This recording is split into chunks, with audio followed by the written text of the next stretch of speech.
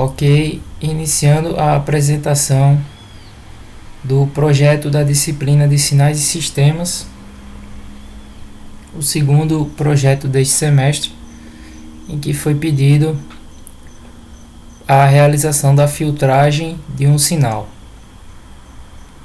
Então, foram dados dois sinais, um com ruído e um sem ruído, e foram solicitados alguns procedimentos para que fosse ampliado o nosso entendimento sobre o conteúdo de transformada de Fourier e, como um modelo prático, a filtragem dos sinais. Então, esse projeto foi realizado na linguagem Python em um notebook do Google Colab, cujo link ficará disponível para visualização de todos. Então, o primeiro quesito solicitava que a gente fizesse o upload dos sinais e o plot para que fosse visualizado como estavam as formas de onda no domínio do tempo. Então, além disso, foi requisitado se conseguimos perceber alguma diferença ao escutar os dois sinais. E sim, percebemos a diferença de que com o sinal do ruído há a presença de um ruído agudo e conseguimos notar ele mais ao fundo. Então, para iniciar o projeto, nós importamos algumas bibliotecas e dependências, principalmente a NumPy e a Matplotlib, na parte do GridSpec e o PyPlot. Então, foram coletados os arquivos de áudio e foi plotado o seu gráfico no domínio do tempo. Então, aqui essa linha de código, ela faz o upload do arquivo. E aí eles foram upados com os seguintes nomes: sinal original.wav e sinal ruidoso.wav. A função sf.read é da biblioteca Soundfile.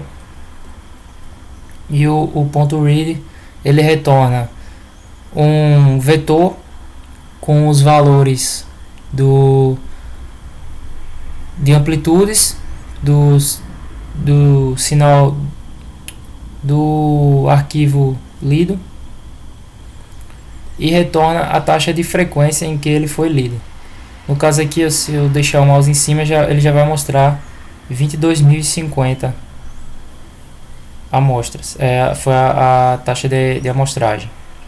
Igualmente no do ruído também foi 22.050. O que muda são os sinais, são os valores que contêm em data e em data ruído. Ambos têm o mesmo tamanho e cada um tem o seu respectivo valor de amplitude. Então, para fazer o plot, a gente precisou criar um vetor do tempo. E aí, como é que a gente criou esse vetor do tempo?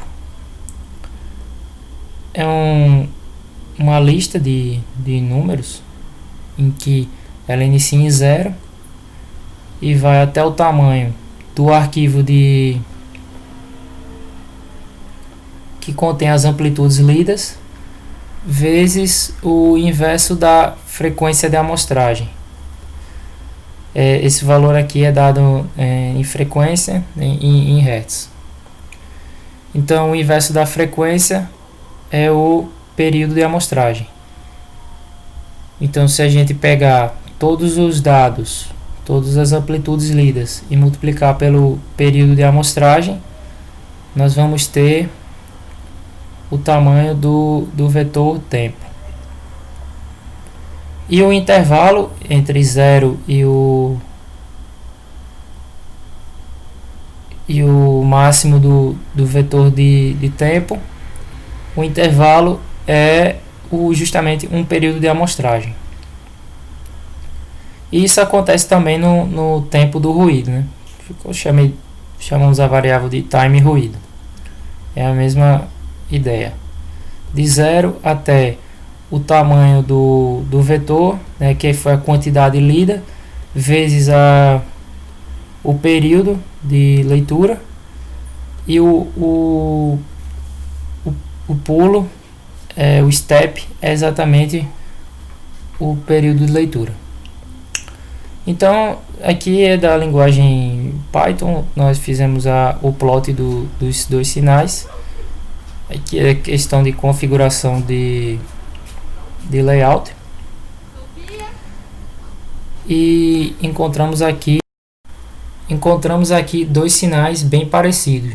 Aqui o plot do sinal original, a amplitude pelo tempo. O sinal tem exatamente os 5 segundos, então o gráfico está de acordo com o sinal. E aqui é o sinal do ruído, com o ruído também tem 5 segundos. Podemos perceber que eles são bem parecidos, mas em alguns intervalos notamos uma amplitude maior, ou a presença de uma amostra maior no valor da amplitude. O próprio eixo do gráfico mostra isso, já que esses eixos são automaticamente gerados para o tamanho da imagem, para o tamanho do gráfico. Observa-se que no sinal do ruído nós precisamos de um valor de amplitude até 0.4, exatamente porque eles têm algumas amplitudes que são maiores do que a presente no sinal original. Por exemplo, aqui nesse intervalo entre 3 e 4, se você olhar direitinho, há uma diferença. Aqui no próprio final também há uma diferença. Próximo ao 3 aqui, aqui em cima, se eu for observado, há uma diferença.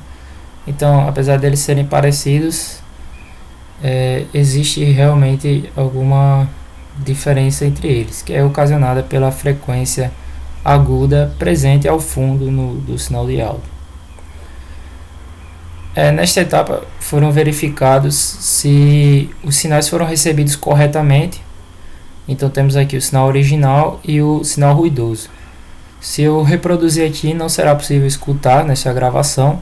Entretanto, com o link disponível, todos poderão ter acesso à reprodução do sinal. Ok, então feito o plot no domínio do tempo, nós vamos fazer o plot no domínio da frequência. E aí aqui é a mesma etapa da linguagem do Python, só que a diferença é que agora a gente vai pedir um gráfico de magnitude.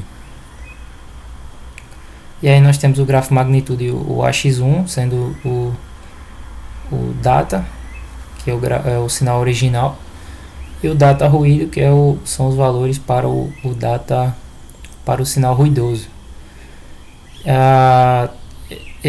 Para plotar esse gráfico de magnitude é requisitado um parâmetro chamado fs, e esse parâmetro fs ele é exatamente a taxa de amostragem, né, a frequência de amostragem. No caso aqui ambas são iguais, então eu poderia colocar sample rate aqui e sample rate aqui também, mas para deixar especificado que esse daqui é do ruído e esse daqui é o do sinal original, tá tudo cada um no seu quadrado. Aqui é a cor, e aí a cor C1 e a cor C2 para diferenciar. Então no gráfico do tempo às vezes é um pouco difícil de notar alguma diferença, mas no gráfico no domínio da frequência é muito mais fácil de observar. Claramente aqui na frequência próxima a 7 kHz há um valor, a frequência de 7 kHz, que é uma frequência aguda, ela tem um destaque, e é exatamente isso que causa o ruído ao fundo, aquele sinal agudo ao fundo. Então, o que é que o guia do projeto nos diz? Nós plotamos os sinais no tempo e visualizamos os sinais na frequência. E aí identificamos as frequências em que o ruído atua com maior severidade, principalmente aqui na frequência de 7 kHz, e as demais frequências notamos que são bem parecidas, né? É mais por aqui mesmo. Ok, seguindo o guia, que filtro pode ser usado para eliminar os conteúdos de frequência indesejados? Qual seria a frequência de corte? Bom, podemos utilizar um filtro passa-baixa e utilizar uma frequência de corte um pouco menor do que 7 kHz, ou exatamente em 7 kHz. Também podemos usar um filtro rejeita-faixa, e aí a gente poderíamos desenvolver esse filtro e colocar uma frequência de corte inicial aqui antes dos 7 kHz e uma frequência de corte final aqui um pouco depois de 7 kHz, e aí nós teríamos todo o sinal e essa frequência aqui não passaria. Mas para o desenvolvimento do projeto foi utilizado o filtro passa-baixa, já que está aqui no quesito número 4, né, um filtro passa-baixa do tipo FIR. E aí foi requisitado para que utilizássemos a janela de Hamming, que é um tipo de filtro que pode ser representado pela resposta a um impulso H de N. Então, como é que é esse H de N? Ele é dado por HD de N, de 0 até um valor M, que é a ordem do filtro, e 0 em todos os outros valores. E aqui está a fórmula do nosso H de N, HD de N. Então, como é que foi desenvolvida a janela de Hamming? Bom, criamos uma constante K aqui de 0.001, que é exatamente essa constante aqui, 0.001. E criamos uma função HD de N, que para cada valor de N, dado a ordem do filtro e a frequência de corte, ela retorna um valor. Então, a gente precisa criar um vetor que seja a resposta ao impulso de algum sistema em que o nosso sinal passará.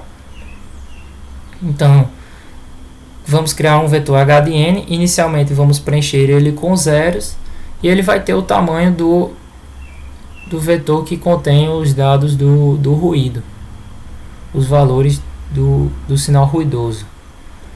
Porque sendo do mesmo tamanho, a gente consegue encaixar exatamente na definição. Os valores entre 0 e M, que é a ordem do filtro, vamos ter certo valor definido pela função. E o restante vai ser todos zeros. Essa é a nossa resposta. Então, já iniciamos eles com 0. A resposta, iniciamos ela com 0. E vamos apenas colocar nos respectivos valores entre 0 e M o valor de HD de N. Então, feito alguns testes, nós vimos que a ordem do filtro sendo 105 estaria ok, e a frequência de corte em 0.53, 0,53. Por que aqui nesse range está em 0M mais 1? Porque no Python o range, o primeiro valor é inclusivo e o último valor é exclusivo. Então, geralmente é o último valor menos 1. Aí ele gera o range. Então, se tivermos M mais 1, quando ele for gerar o range, ele vai tirar 1 e ficaremos com M. Então, criaremos de 0 a M. E esse é o valor que I vai assumir. É exatamente. Então, temos um valor todo zerado, um vetor todo zerado, e de 0 até m, nós vamos alterar esse valor, que é exatamente o que diz aqui na resposta ao impulso, em que os valores entre 0 e m, eles vão ter o valor HD de n.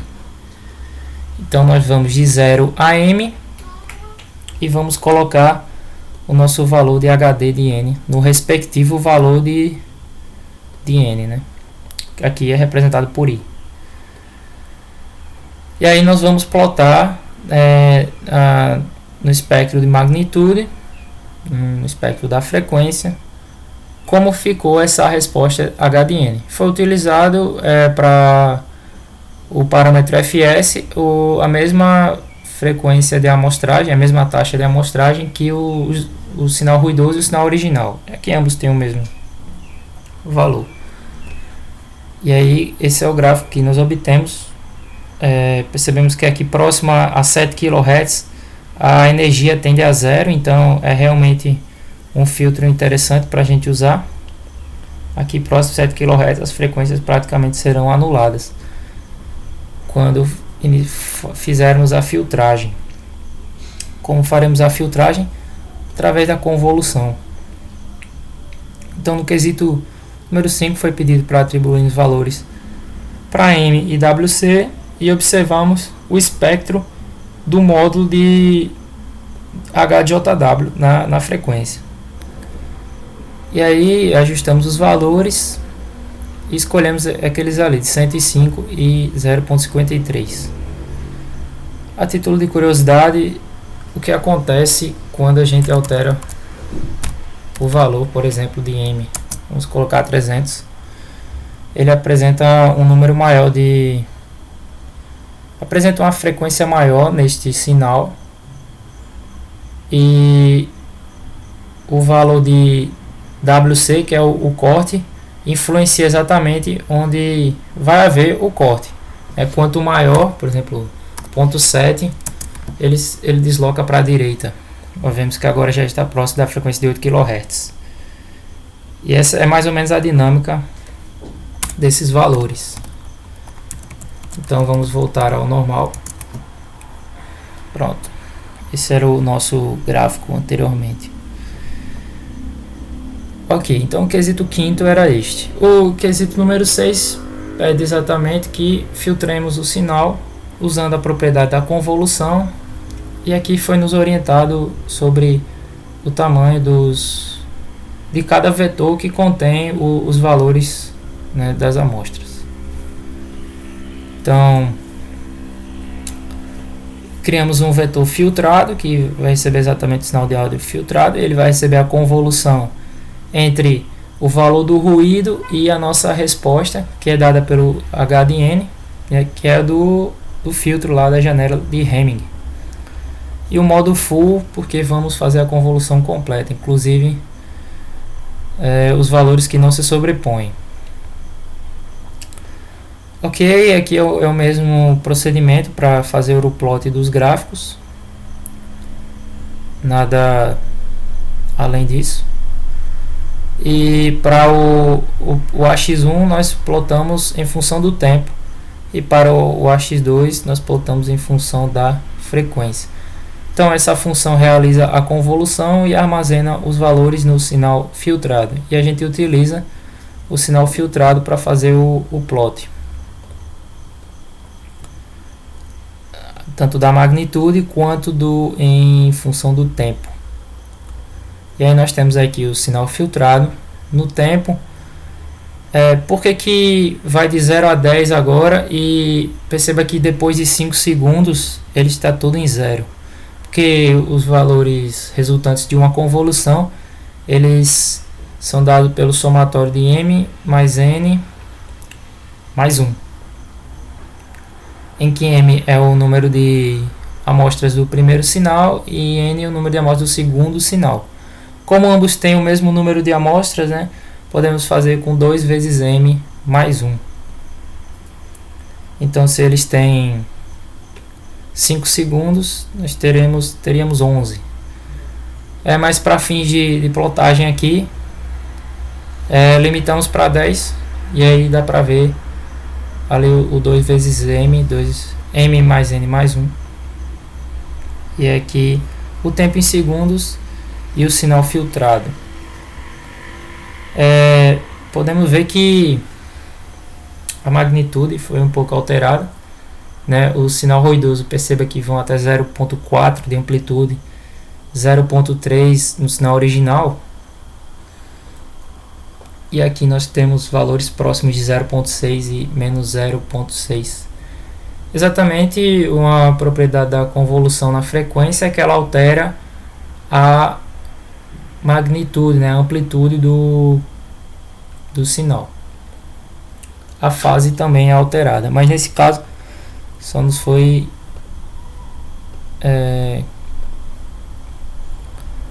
colocada o espectro da magnitude e não o da fase. E aqui nós temos o sinal filtrado na frequência. Então perceba que aqui na frequência de 7 kHz tínhamos uma energia, né, uma magnitude grande em relação às frequências iniciais. No sinal filtrado não há essa magnitude. Existe um pontinho aqui, talvez se reduzíssemos lá o corte no filtro 0.5, quem sabe, aí sumiria. Mas ao escutar o áudio nas células, no procedimento seguinte, veremos que não houve essa interferência desta frequência, justo porque a sua energia, a sua magnitude é muito baixa, então ela acaba nem interferindo no sinal. Então o filtro funcionou ok.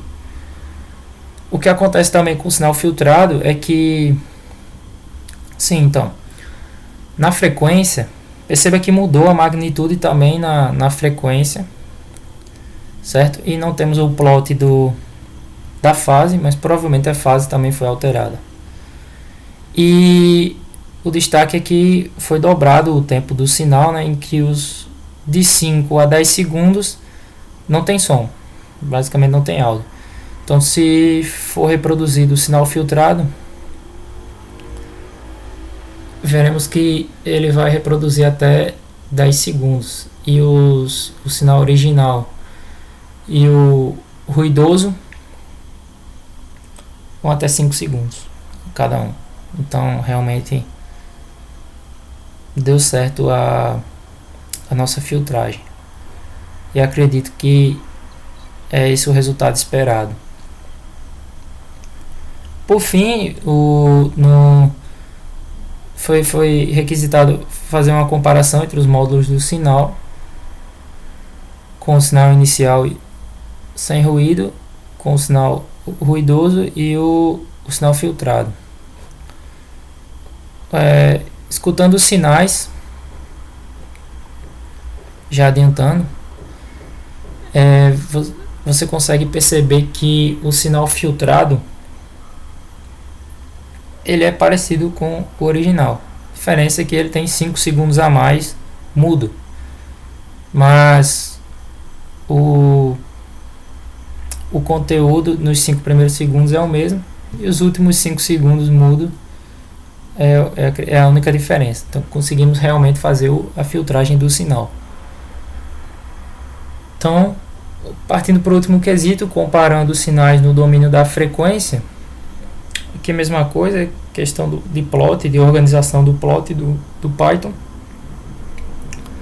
Temos aqui o sinal original, o plot na frequência, o sinal ruidoso, com aquela 7 kHz aqui, e o sinal filtrado. Percebem que aqui em 7 kHz ficou um pontinho aqui, mais irrelevante dado a sua energia, praticamente nula, já que no espectro na linha acima é 0.001, então só que já seria muito baixo. E aí as frequências mais importantes passam a ser as iniciais, e foi removido o ruído presente. Outra diferença entre os sinais é que Exatamente pela energia ter diminuído, você consegue perceber que no sinal original a fala ela, ela parece ter um, eu não sei dizer o termo, mas parece ter um tom maior, e a do sinal filtrado parece que está atenuada. Ela não tem o mesmo tom que o sinal original. É totalmente audível, totalmente parecida, mas se prestar atenção, parece que o sinal filtrado está atenuado. Bom, esse foi o relatório em vídeo. E é isso o projeto do filtragem de um sinal.